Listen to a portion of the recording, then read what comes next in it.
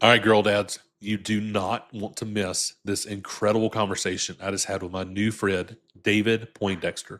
He's got an incredible book, great resource for you. I am so excited for you to pull up a seat at the family table with my new friend, David. Welcome to the family table. I'm Matthew Eford. Join me as I speak with parents, caregivers, and family experts about the joys and challenges of family life. We'll share the stories, advice, and insights that will help you build a loving and resilient family. Pull up a chair and join us at the family table. Welcome, everybody, to the Pillars of Purpose podcast powered by Lighting Pros. I'm your host, Matthew Eford, and I am so excited to pull up a seat at the family table with my new friend, David Poindexter. David, you and I have a mutual friend. Welcome to the show, by the way. Thank you so much for coming on. We have a mutual friend that connected us. I'm so excited. You got a great book. Those who may not know you, if you're come on, introduce yourself and tell us a little bit about your family. The mutual friend that we have is my son-in-law, David Floyd. Both of you guys are UGA grads, and our Go fourth dogs. daughter is a UGA grad, so go dogs. Um, I have been married for 40 years, and we have four daughters. Congratulations. Uh, Thank you very much. They have four grands, and I love being a girl dad Okay. and being a husband and being a grandfather. I love that. I'm starting to get advice now from younger generation. You've been a girl dad for all these years. What advice do you have? Oh, I love And that. yeah, and so that's what I've done is I've started. I've had that advice. I've had a plan, sort of, Okay. and but I just started writing, and 4 weeks later of constant writing, I had about 200 pages, and Wow. so that's Wow. kind of the structure of what I've done. But my whole life, I've worked with families, whether it be in nonprofits or education ministry. Okay. I've been really supporting and building families for my whole life, I love and that. my joy is helping people discover their strengths and their abilities, and then finding a way to connect in a meaningful purpose. Wow. That's me, and That's so that's amazing. So I and got I got lots of questions if you don't mind me interjecting right here. please Okay. do. Number one, 40 years of marriage. Yeah, Congratulations. thank you. There is a wealth of knowledge that you can share on that. We've got a Yeah, lot of young families that listen to this. When you look okay, at your role as a dad in raising kids, yeah. what advice would you have to other dads on the marriage side? Any kind of words of wisdom that you would share specifically to the married men there that are listening to this, or the married women that are listening to this that have kids in those kind of early stages, preteen stages? Well, that's a great question, and one I don't really have a great answer to, because sometimes I got it right and sometimes I didn't. Okay. But humility probably is, and gratitude.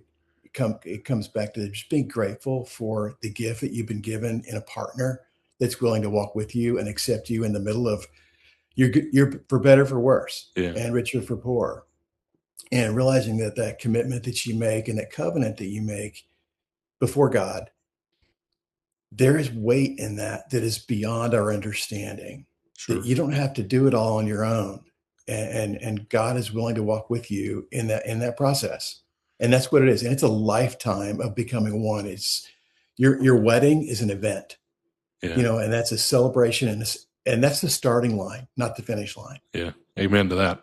I love that. Okay, and so that's what we do, and so I'm still learning how to love my wife well, I and love that that. changes in every season, from young kids to middle schoolers and high schoolers and adult children, Yeah. and the empty nest. And the key to that really is being committed and recognizing that you don't walk by yourself. You walk with someone, and you walk with God, and He is Okay. for you, and that's His design. That's His promise. I love that. So, Yeah, I love that so much. So when you look at like your life now as a granddad, right? What a yeah. cool season to be in. Oh What a yeah. very fun season to be in. Um, any advice that you wish you would have had before you stepped into that role as granddad? I have always lived with the fact that you embrace the moment that you're in. Okay. And so when you have your grandkids, whatever moment that is, you just you jump in wholeheartedly. Don't sit back and wait. Sometimes it's great to observe and watch and just let them watch them learn and discover and create. And for grandsons, they have to wrestle and pummel each other a little bit. Yeah. But but being wholeheartedly right in the middle of that. And we played soccer in the middle of a downtown uh, uh, shopping mall, Okay. an outdoor shopping mall. They had a little green space, so we got the soccer ball and we played soccer in the middle of these amazing stores and restaurants. Wow.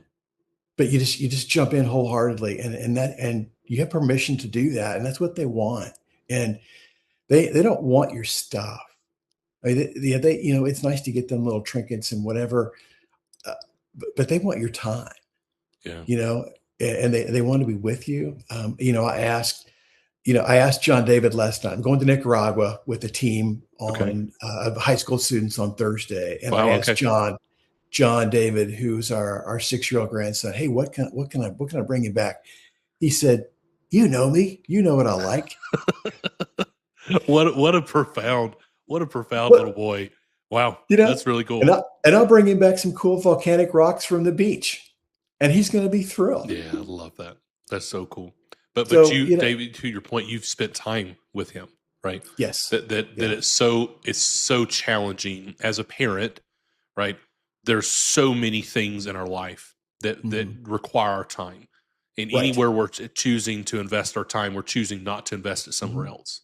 yeah, But one of the things that I have found, we've talked a lot on the show, that you're kind of getting to is we talk about being where your feet are, like being in the moment. hmm It's yeah, so easy to be there but not actually there, right? We can be right, present but not actually hmm engaged. And yep, that's where I find that I do the best as a dad is when hmm I put my phone away, when I can set yeah, the businesses away, like I can just sit and be present in this moment, which is super important. hmm So yeah, David, you talked about professionally, you try to help people connect with what they're passionate about, what they're good at, and hmm and drives them. Can you give us a little bit more detail about that? What does that mean? Well, we do character. We started a nonprofit 15 years ago for character and leadership development Wow. uh, in Indiana, and basically we worked with high school coaches Okay. to build chemistry for their teams, and we realized that serving others off the field developed the kind of chemistry we wanted to see on the field. And Oh, I so love that. yeah, and so that's what we did 15 years ago, and we just did it through service, and we did it locally through creating a summer camp for immigrants and refugees. And Okay. then we challenged every girl on the team have a purpose or cause greater than self. And one of the girls said, "You know what? My dad on a board member with this ministry in Haiti, and their soccer field was destroyed after the earthquake because um, they parked all of the resource trucks on the soccer field, and I just want to go back and repair their soccer field so they can play." Wow. I didn't plan to go to Haiti. Okay. But this girl said, I really feel that I'm being called to do that. So the two daughters and this girl and myself, we committed to go. And then over the course of 3 months, we added, 7 more people and 3 more coaches. And we started going down there and what that first summer, we that first spring break, we really didn't know what we were doing. We just kind of went there to build a soccer field. And in the middle of the week, sometimes you stumble into what God really is revealing and what He has for you. And it said, what you need to do is the leaders, the students who are on this team, you need to equip them well enough during this week so that they come back next year as the student leaders, Cool. not Yeah. not token leaders. I mean, they're really strong leaders. And we doubled our numbers the next year. And those veterans, they led the trip. They put together the packing. They created the manifest to get us through customs and Wow. immigration in Haiti. They organized the work groups, the teams. We helped them understand what transportation was like and how to book airline tickets and and so in our first meeting, one of the girls asked, "Are you going to treat us like kids?" And again, one of those profound moments, I said, we're not going to treat you like kids unless you give us a reason to.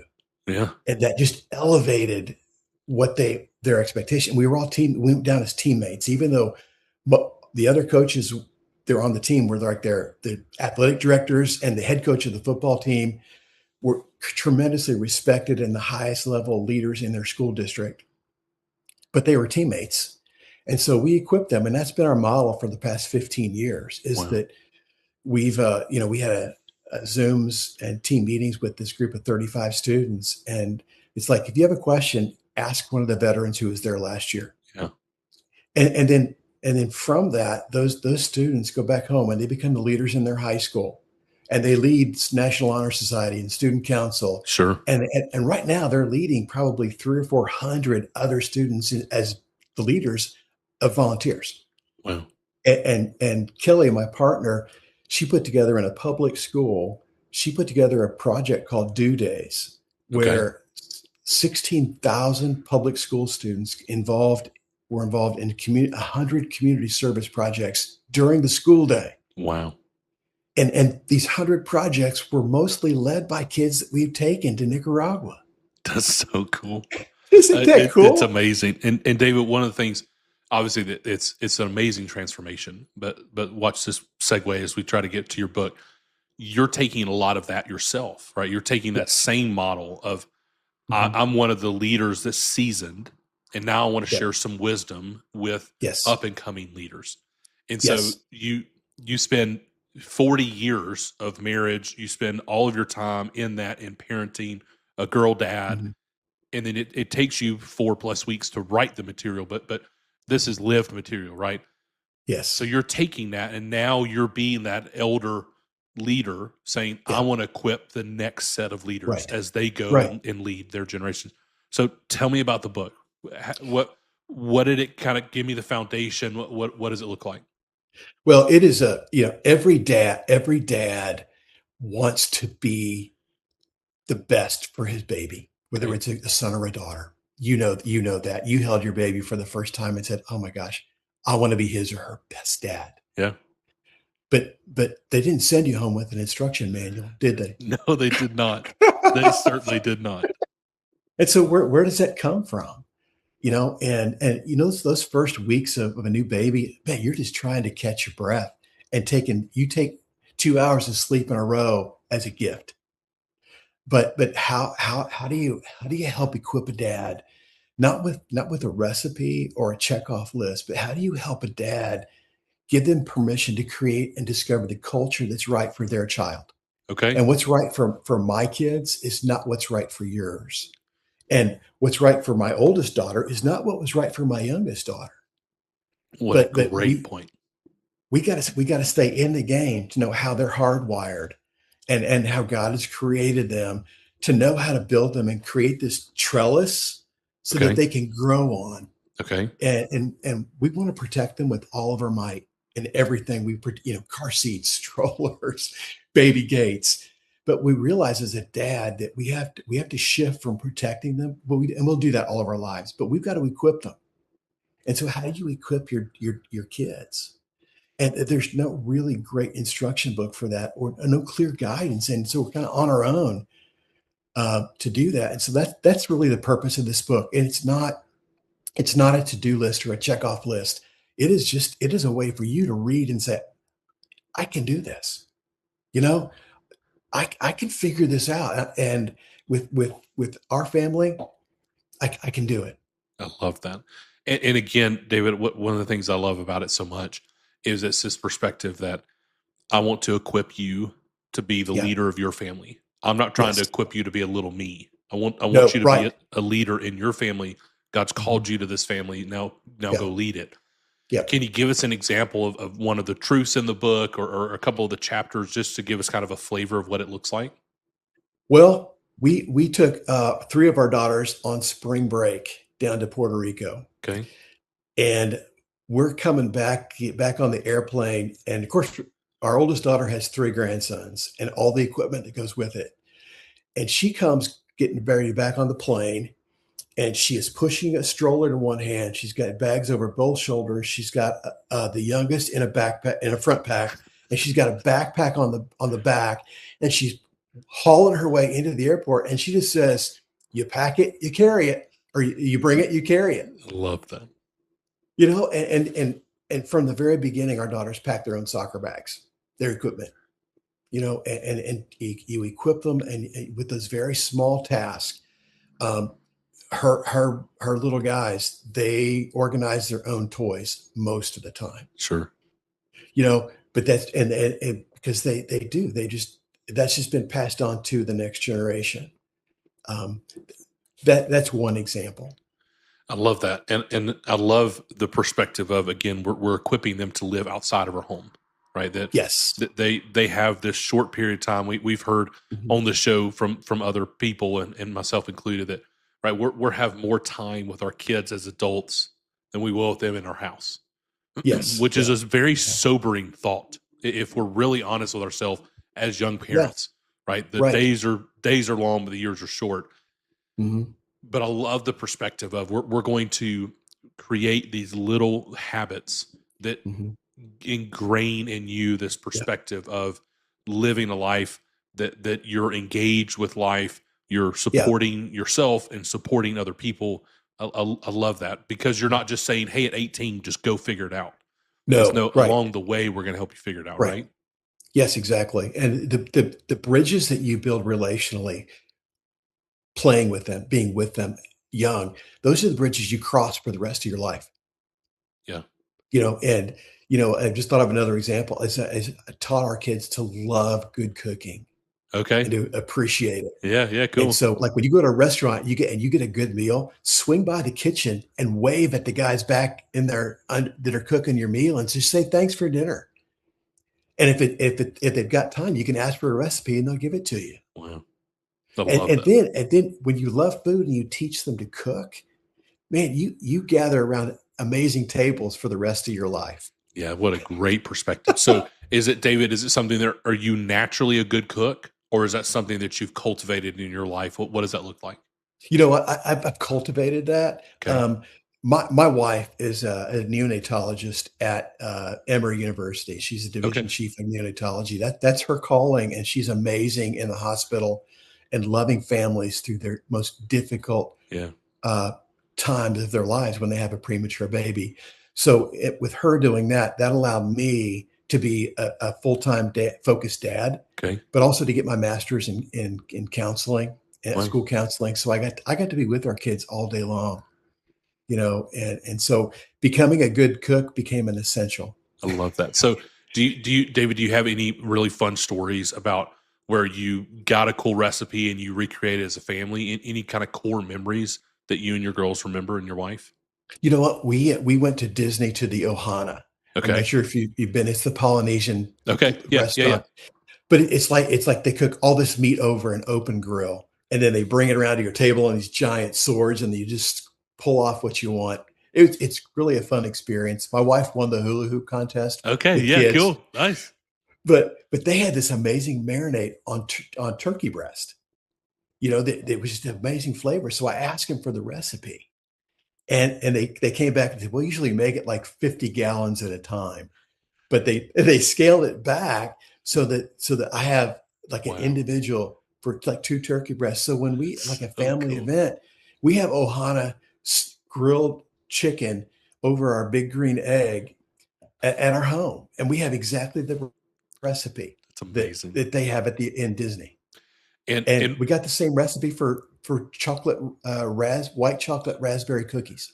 now that sounds good. Yeah, where did you find those at? Yeah, they were at Disney as well. Okay, They said, "These yeah, are amazing cookies. What's the recipe?" Okay, here it I is. love that.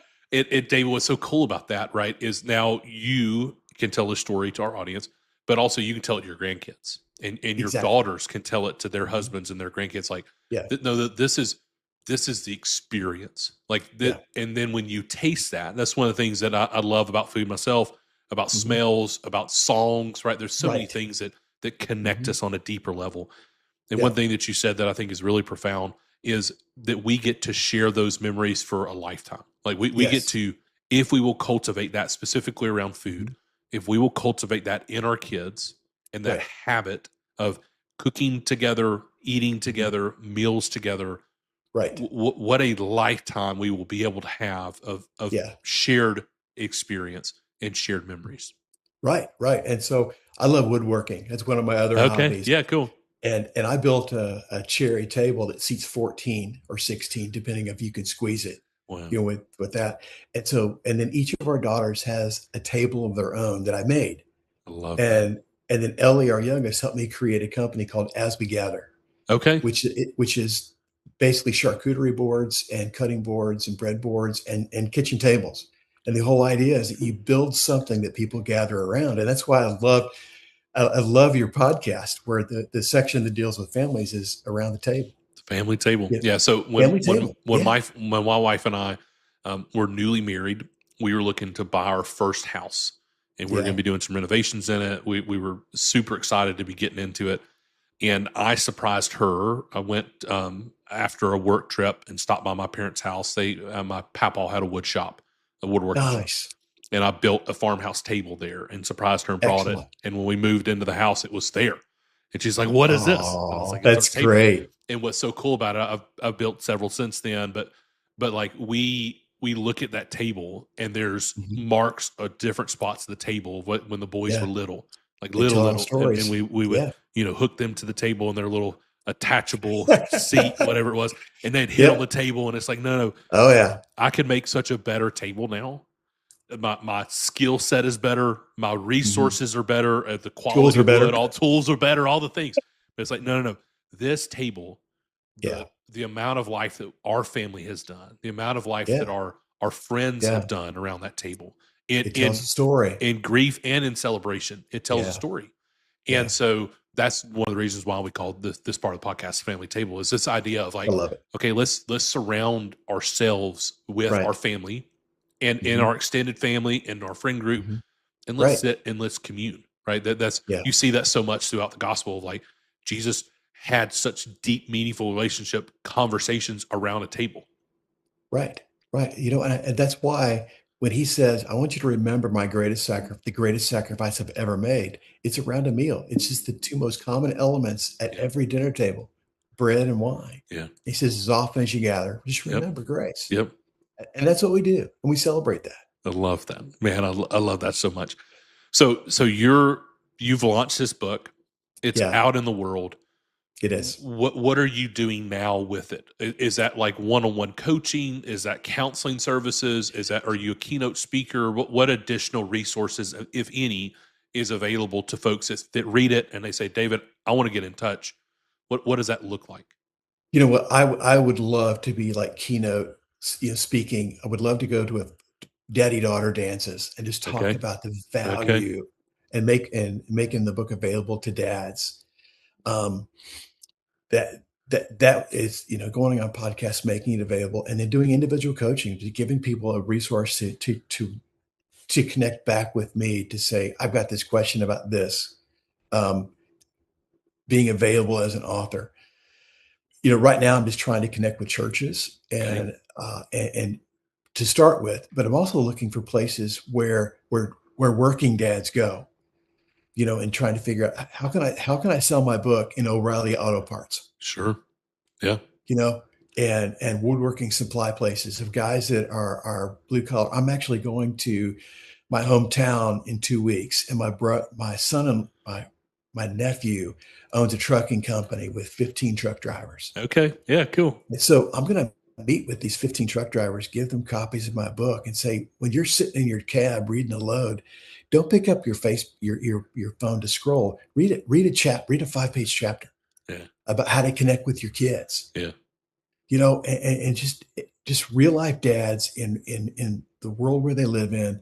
The book is like, it's written in dad sized bites. So Okay. it's 30 chapters, they're 5 pages. And so you can pick it up. You can read the whole book in 2 hours. Okay. Okay. You could read a chapter in 5 minutes, put it down for a month and come back to it and not lose your place. And so that it's designed for dads. And and so that's I'm still on the front end of trying to figure out how to market it and get Sure. and distribute it.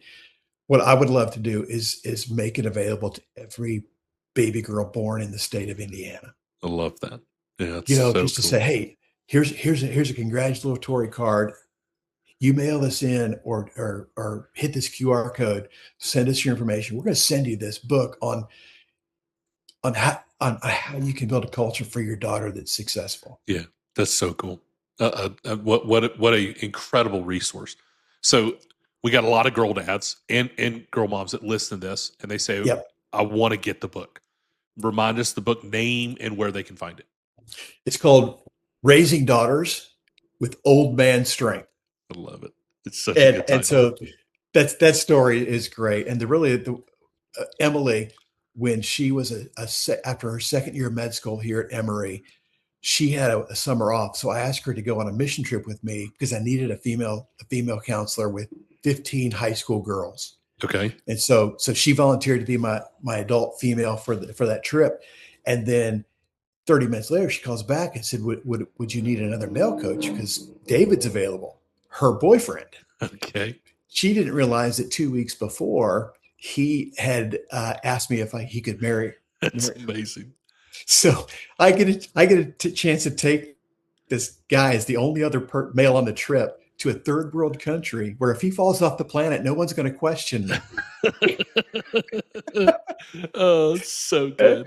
It's like, you want So to marry my daughter? Yeah, come on, let's go. Let's go on this come trip. on. And it was a baptism by fire. And I discovered a gold mine in this guy.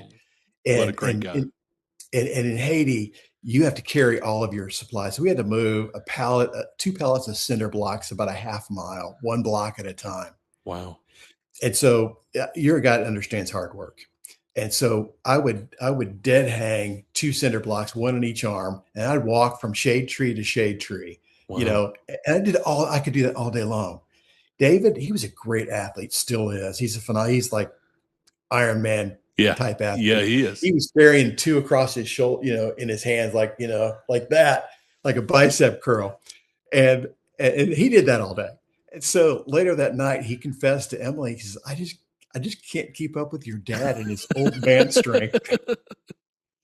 Oh, And so that's become our inside joke and that became the theme of the book really, is that yeah, how do you leverage the natural laws of relationship and gravity and leverage? How do you put those things in place to make the most and be most effective? And how do you build that into your daughters love and that. and your sons as well? Sure. And the the dads and son book is going to come out in a year. Nice. It's going to be called The Mighty Men, I love and that. Yeah, cool. building sons who are worthy, humble, kind, and brave. I love You that. know, Well, I look forward and to having you back when that comes out for sure. yeah, and so the essence of both of those is if you want to build strength in your kids, you've got to be strong as a dad. Sure. As iron sharpens iron, one man sharpens another. If Amen. you want to be sharp and you want to build a quality kid, you got to be a quality dad. Yeah. And how do you do that? Yeah. And we walk in faith. We realize that we can't do it on our own power, and so we lean completely into grace. I love that. You know, and we press on. So let me ask you this, David, as we're kind of coming to the end of our time. When a Okay. dad hears that and they Yeah. say, "Yeah, I want to be the best. I want to be the Yeah. best for my son or daughter," Yeah. but I didn't have a good example. I Can know. can you share some wisdom to that person? Because I know that those people Yeah. are listening to this Oh, I know. I conversation. know. You know what? Your wife and you each come from your family of origin. Okay. And you didn't have any choice of how you were raised or how engaged your parents were. But when you chose to get married, that's your family of choice. And you have the choice of what you bring into your new family from your old family. Yeah.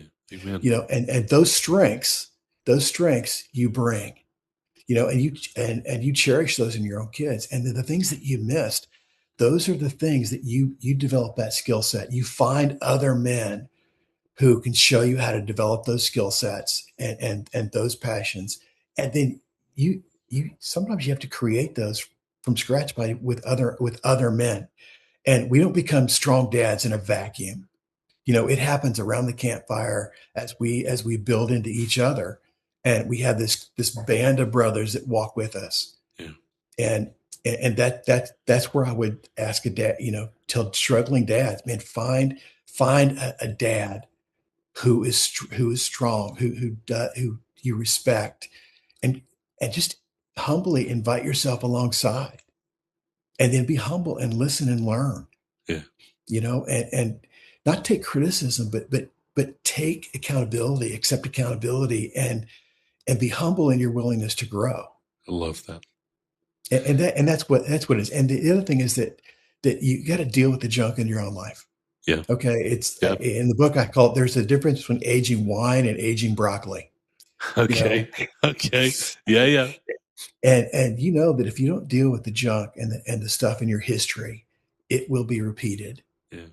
in the behaviors and patterns in your kids. Yeah. And so you have the chance to stop that generational, brokenness, and replace it with positive things. And man, I know so many students through the years that said, if God in heaven is anything like my dad, I want nothing to do with God. Yeah. I get that. And that is true. And that breaks my heart. That breaks God's heart. Sure. But it doesn't end, but that doesn't have to be the end of the story. Amen. It doesn't. It doesn't have to be the end of the story. That's the beginning of a new story. And Amen. you can learn to love your kids with the love that you never experienced. Amen. Man, what an incredible way for us to wrap up this conversation, David. I love that perspective of, Okay. I've heard it said you can only take your kids as far as you've taken yourself. Right. And this idea that we've got to acknowledge within ourselves what is going on, and then allow that to be worked on with ourselves, with friends, maybe with somebody, a professional. For sure. And then we can continue to engage and decide, right? We take ownership over our actions. One of the things that we teach our boys, we've been teaching them from a very young age. Yeah. I don't care as much what someone else did to you. Mm-hmm. I care how you responded, because that's what you can control. You cannot control what someone else does. You control what you do. And so that's what we try to control. And so I love that perspective. Remind everybody where they can get the book. So it's on Amazon. On Amazon. Perfect. Yeah, Amazon. Yep. And then if David, please don't give out your cell phone number, but if somebody wants to get connected to you, if they say, hey, I want to get David to my daddy-daughter dance, I'm a Chick-fil-A operator and I want to bring them into my store and we do those events, I'm a church minister, whatever it is, how do they get connected to you? I have an author's website called familyonpurpose.lovable.app. Okay. Familyonpurpose.lovable.app. Perfect. And there's a way you can message me through there. Fantastic. I'll make sure that's in the show notes. So you can also message me through the Amazon author website as far as connecting through there. Cool. Everybody, if you're listening to this and you want to get connected, all that's in the show notes. David, thank you so much. Congratulations on your book. Thank you. I know writing mine with Noah's story and releasing that was a huge endeavor. And so congratulations. Thank you for the way that you're communicating that out to the world. Sure. Thank you, everybody, for joining us today at the family table. We'll see you soon. Thank you for pulling up a chair at the family table. We hope today's conversation has strengthened the bonds that hold us together. Don't forget to follow the show to keep these heartwarming stories coming your way. If you found value in today's episode, please subscribe and share it with friends and family. And if there's someone whose family story you think would be a perfect fit for the show, drop their name in the comments. We would love to hear from you and bring more families to the table. Until next time, cherish those moments with your loved ones.